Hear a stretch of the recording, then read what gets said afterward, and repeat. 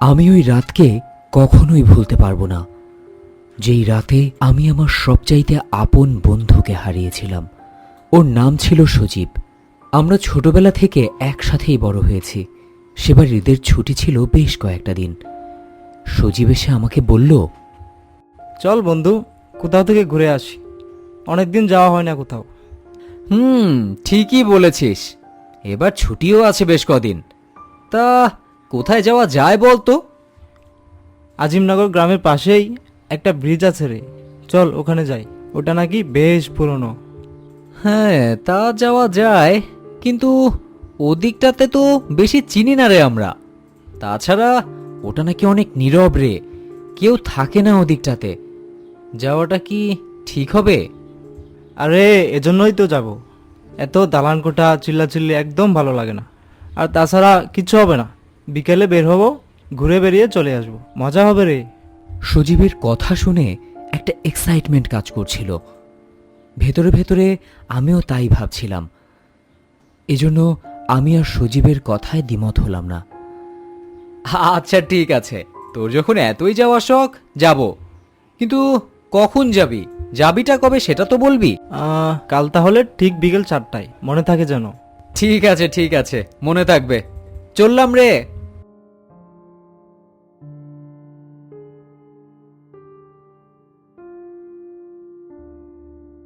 আমি বাড়ি চলে এলাম। ভালোই লাগছে, আবার একটু ভয় ভয়ও করছে। 7-5 ভাবতে ভাবতে কখন যে ঘুমিয়ে গেছি বুঝতে পারিনি।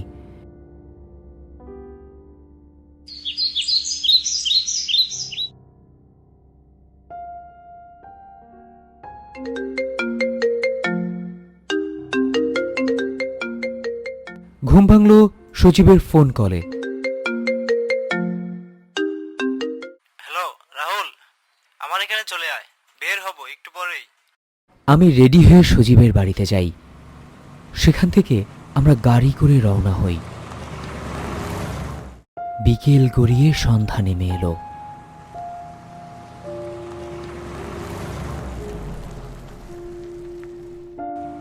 আকাশে মস্ত বড় একটা চাঁদ, হয়তোবা পূর্ণিমা ছিল সেদিন। রাস্তার দুই পাশে শুধু পাহাড় আর পাহাড়। কি নিশ্চুপ একটি এলাকা, বেশ ভালোই লাগছিল। কিছুক্ষণ পরেই আমরা দেখতে পেলাম সামনেই সেই ব্রিজটি, যেই ব্রিজটি আমরা দেখতে এসেছি। ব্রিজের উপরে এসে গাড়ি দাঁড় করালো। আমরা গাড়ি থেকে নেমে ব্রিজে দাঁড়ালাম। দেখেছিস কত আগের ব্রিজ, কত উঁচু একটা ব্রিজ রে। সজীব আর আমি বেশ কিছুক্ষণ দাঁড়িয়ে গল্প করলাম। নদীটি ছোট হলেও পানির স্রোত অনেক ছিল। কেমন একটা ভয়ঙ্কর শোঁ শোঁ শব্দ হচ্ছে পানিতে, বেশ ভালোই লাগছিল। হঠাৎ দূর থেকে করুণ সুরে শিয়ালের কান্নার আওয়াজ ভেসে আসলো। সজীব বন্ধু, এত রাতে কুকুর বিড়ালের কান্না শুনেছি। এইসব কান্নার আওয়াজ নাকি ভালো না রে, এর মানে কোনো খারাপ কিছু হবে হয়তোবা। চুপ করতে রাহুল, আগের দিনের মানুষের মতো কথা বলিস না, সময়টাকে উপভোগ কর। ওর কথা শুনে আমি চুপ করে যাই। হঠাৎ করেই রাতের অন্ধকারে পূর্ণিমার আলোয় আমার কাছে মনে হলো কেউ একজন দাঁড়িয়ে আছে সেখানে।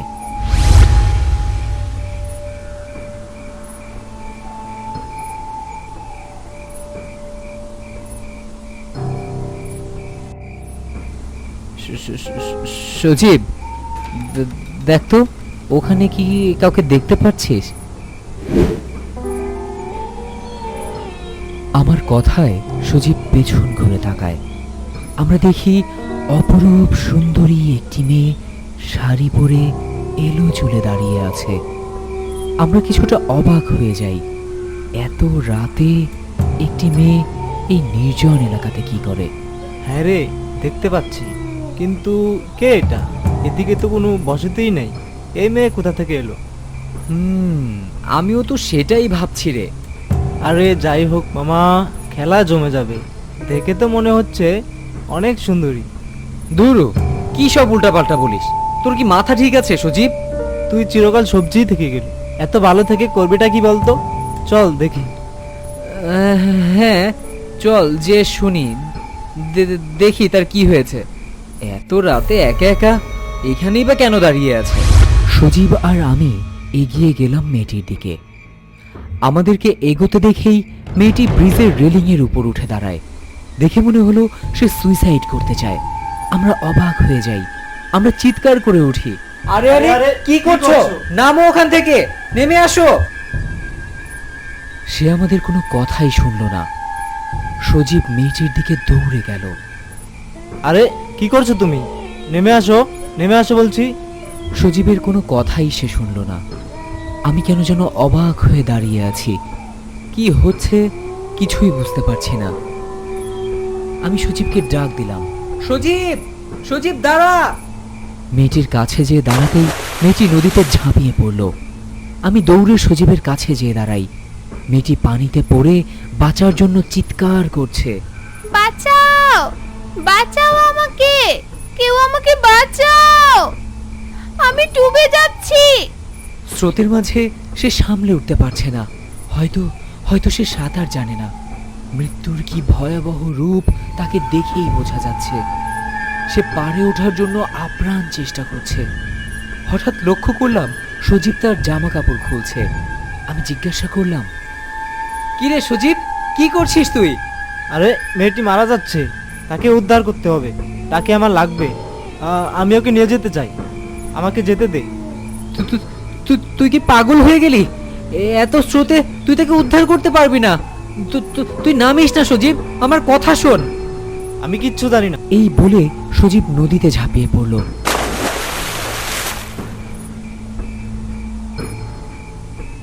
সজীব বহু চেষ্টা করেও তাকে খুঁজে পাচ্ছিল না। আমি চিৎকার করে বললাম, সজীব, পেয়েছিস তাকে? কোথাও পাচ্ছি না। হঠাৎ করেই মনে হলো কেউ আমার পেছনে দাঁড়িয়ে আছে। আমার ঘাড়ে কারো নিঃশ্বাস অনুভব করলাম।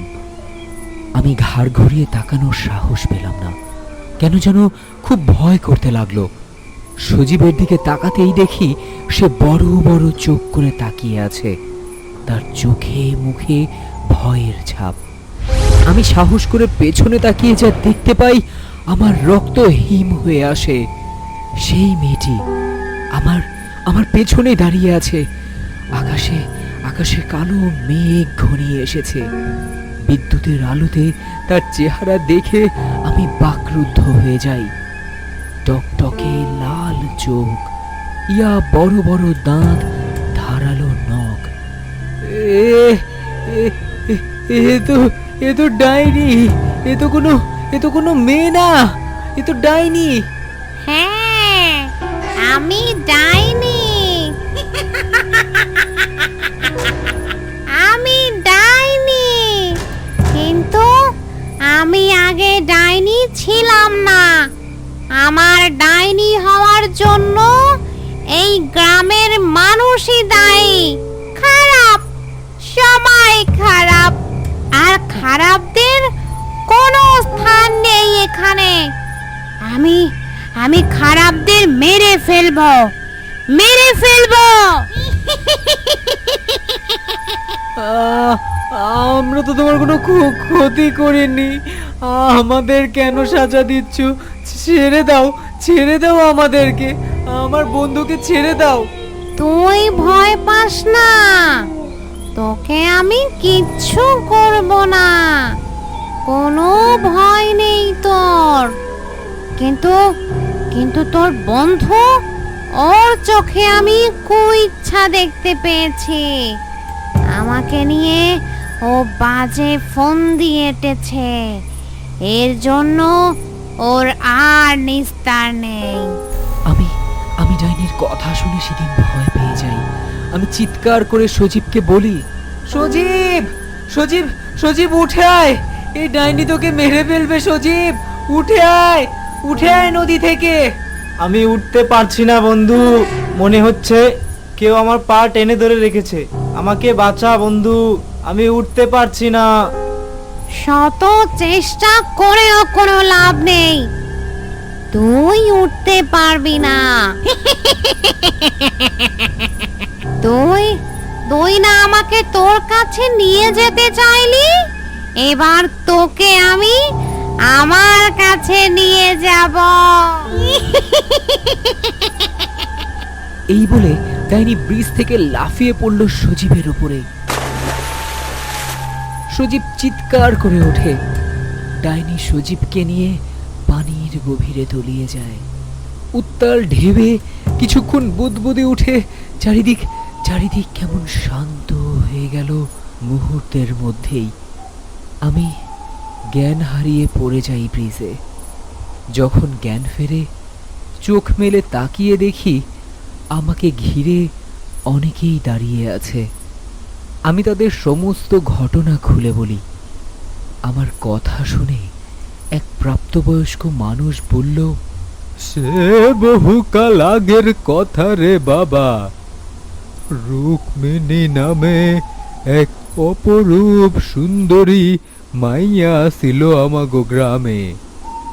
তার রূপের কারণে ইংরেজরা তাকে তুইলা নিয়া যাইয়া অত্যাচার চালায়। বহুদিন আটকা রাইখা তারে মুক্তি দিয়া দেয়। কিন্তু যখন সে বাড়ি আসে, তার বাপে মায়ে তার ভাই বোন হকগোলেই তারে তিরস্কার করে। হকগোলে বলতে থাকে, হ্যাঁ খারাপ নষ্ট মেয়ে ছেলে। এই অপমান সহ্য করতে না পাইরা এক পূর্ণিমার রাইতে এই ব্রিজে আইসা রুক্মিণী আত্মহত্যা করে। আর সেই দিন থেইকাই এত বছর পার হইয়া গেলেও সে প্রতি পূর্ণিমায় একজন কইরা মানুষ মাইরা ফালায়। এইসব কথা শুনে আমার আর কিছু বুঝতে বাকি রইল না যে সজীবের মৃত্যুর জন্য রুক্মিণীই দায়ী। সেই দিনের সেই ভয়ালো কালো রাতের কথা আমি কখনোই ভুলতে পারি না, কারণ সজীব ছিল আমার একমাত্র কাছের বন্ধু। আজ সেই দিন, যেই দিন কিনা আমি সজীবকে হারিয়েছি।